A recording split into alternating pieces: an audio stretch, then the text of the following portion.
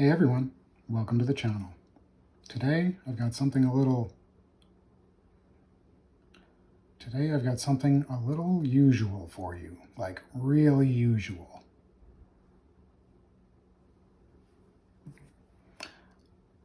I happen to have a leather jacket for those of us who started to grow up in the 80s, and it's pretty heavy.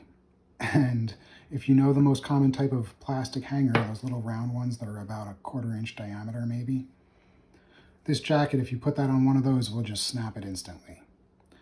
And I've done that many times. So thankfully in my household, we upgraded to metal hangers, but there was a time when I used this, and I really just did a super quick design, made it about 1/2 inch thick, and wasn't really sure how strong it would be, but it's incredibly strong with almost no flex.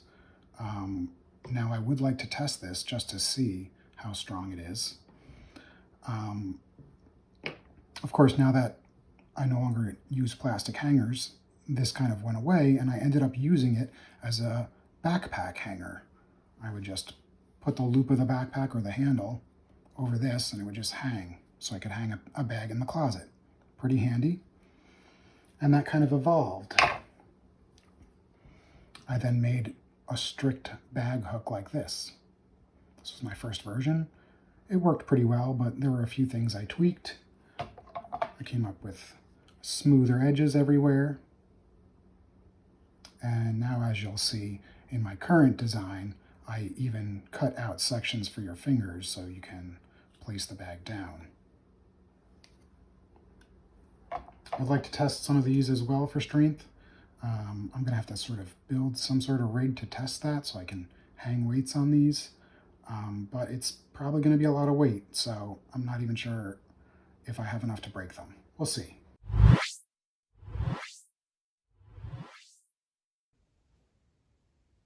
Well, I think you all missed that one.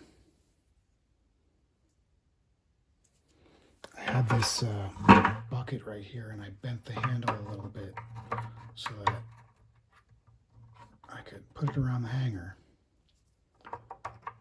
and hung it up here on this wrench.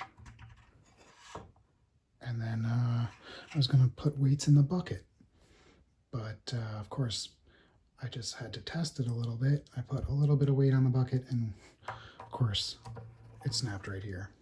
Probably because the bucket was pressing on it a bit, but that was always the weak link.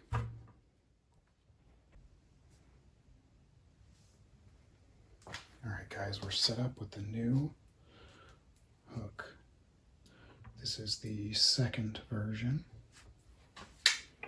And I have a 25-pound kettlebell that I'll put in the bucket, and we'll see how we do.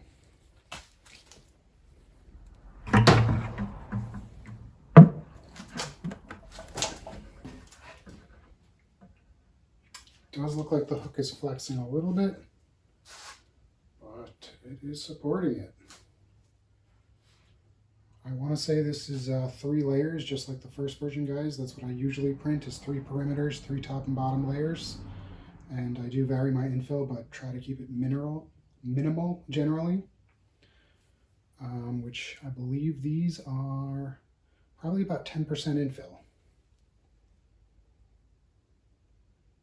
But again, I do use a 0.8 millimeter nozzle and 0.5, very close to 0.5 millimeter layer heights.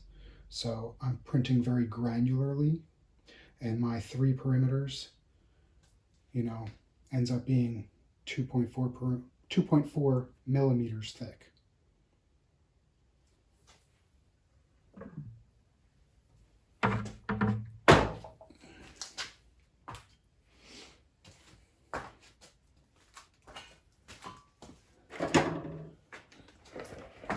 Let's just see if I can put a little bit more weight on this, wearing my face shield. And yes, I can break it.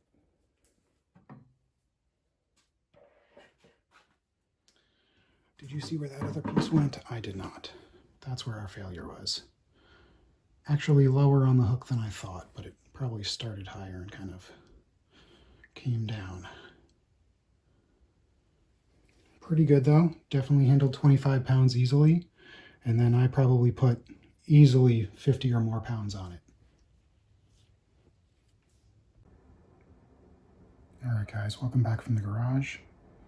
Here we have our first regular coat hook sample, and of course that's where it failed. Kind of to be expected on this one. And then since this one does not have that area, and it's much thicker at the base, it failed on the hook part. To be honest with you, I thought it was going to fail much higher up on the hook. This one did survive the 25-pound weight. Unfortunately, I did not get to test that one with this one because it broke quickly. I will say that this one has always held up a bag or a very heavy coat pretty easily.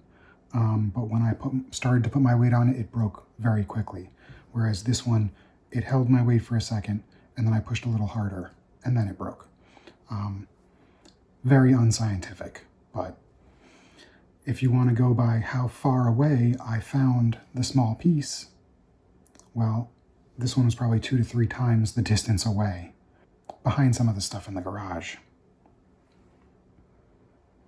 Now, it might be interesting to play with the hook design itself, make it thinner, or, you know, thinner in this direction or thinner in this direction, or both, and then do some weight testing with that, because when you're 3D printing, if you can print smaller, that generally means less time spent printing. And less time spent printing and less plastic printed means you can print more items for the same amount of time and plastic. So that's probably the next place we'll take that journey, if we do. It's not really a problem. Like I said, these hooks have always worked great for me. I just like to improve things. See you next time.